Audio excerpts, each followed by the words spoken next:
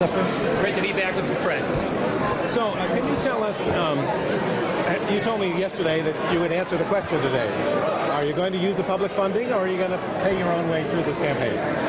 Look, as you know, I'm not taking any special interest money. A big believer in clean campaigns. But I'm not going to go in this battle with one arm tied behind my back.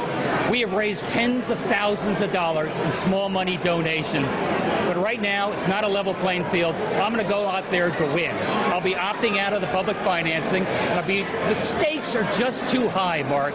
It's all about changing the way we do business in Connecticut and start creating some jobs again. That's going to be my focus. Speaking of jobs, what is your position with regard to the pay for sick days for part-time employees? I think it's a worthwhile idea, but my priority is jobs, creating jobs. Let's get Connecticut back to work. There are too many people in the state who are on permanent unpaid leave. What would a Lamont budget look like? I mean, you're going to walk into a $3 billion deficit. What in January of 2011 is your top three budget priorities? Well, my first, second, and third priority is expanding that economic pie, job creation, employment, and growth. That's why we got into this mess, and that's how we get out of it. I'm also going to show the taxpayers that we're serious when it comes to cutting spending and reforming the way we do business. That's how you bring down the high cost of government. I tried to explain that today, Christine, to folks. We got our blueprint out from a couple of years ago, and we're going to be laying out a real strategy over the next few weeks. Why should people vote for you over Dan Malloy? I think you want an outsider who can come in. He's obviously shown he's not afraid to take on the status quo, not afraid to shake things up. I think you want somebody who's a proven job creator, who knows how to start businesses. That's what you need here in Connecticut. Somebody who can talk to businesses, somebody who can expand that economic pie and get Connecticut growing again. That's what I'm about. 4 years ago, you wanted to be a U.S. Senator. Now you want to be governor. They're very, very different jobs, call for different talents. Which are you better suited for? I've been a CEO all my life. I've been an executive. I have run something. I want to be governor of the state of Connecticut.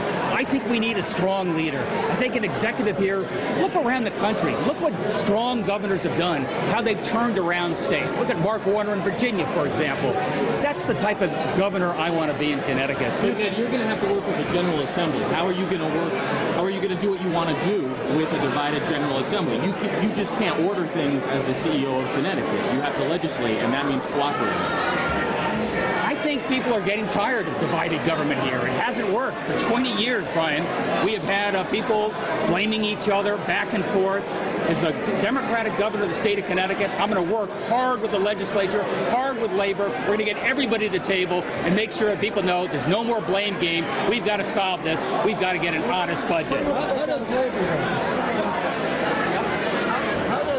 running as an outsider square with seeking the nomination of a Democratic convention? Your campaign manager was pretty sharp yesterday in his comments about some of Dan Malloy's supporters, calling them insiders. So how do those two things square? Look, I ran for the Democratic nomination within the party, 2006. I didn't get all the insider support. I was a bit of an outsider. But I'm going to go, work hard, try and earn people's respect, do as well as I can. But at the end of the day, I think people know I'm my own man. I'm going to be going up to Hartford to make sure we can get this state moving again. This it could be shaping up to be a race between millionaires. Do you think that's a good thing for Connecticut? Look, it's not a question of millionaires. It's a question of where you stand and what you believe. I think the people of Connecticut know where I stand and what I believe.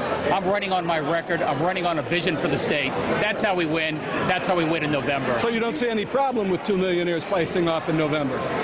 Look, I'm looking forward to having as many people run in this race. God bless them. Get into the race. At the end of the day, it's going to be the power of ideas that get us elected. Ned, do you need more taxes? Were you ruling out increasing taxes as governor? Look, I don't think, Ted, we've earned the right at this point to raise people's taxes. You've got to convince the taxpayers. We've done everything we can on the spending side. We're really showing that we can reform government. We're really showing we're doing everything we can for job creation. That's obviously my priority. It doesn't sound like you're ruling it out. I'm not a read my lips type of guy. I'm telling you what my priorities are, Mark. Were you comfortable with Joe Abbey's depictions yesterday of Malloy's supporters, the folks who endorse him? Look, these campaign managers, they go back and forth. I'm going to tell my team, I hope Dan tells his team, let's talk about ourselves, why we're in this race, what our vision for the state is. I think everything else will take care of itself. Do you expect to be running against Foley in the end? You against Foley? Is that what you expect? Or what is your I vision? think the voters are going to have something to say about that. My vision doesn't get into the politics. We got other things on our minds. And are there too many state employees on the payroll? Hey, guys, I'm going to run. Thanks so much. You said too often we disrespect state employees. Do you think state employees need to sacrifice more during these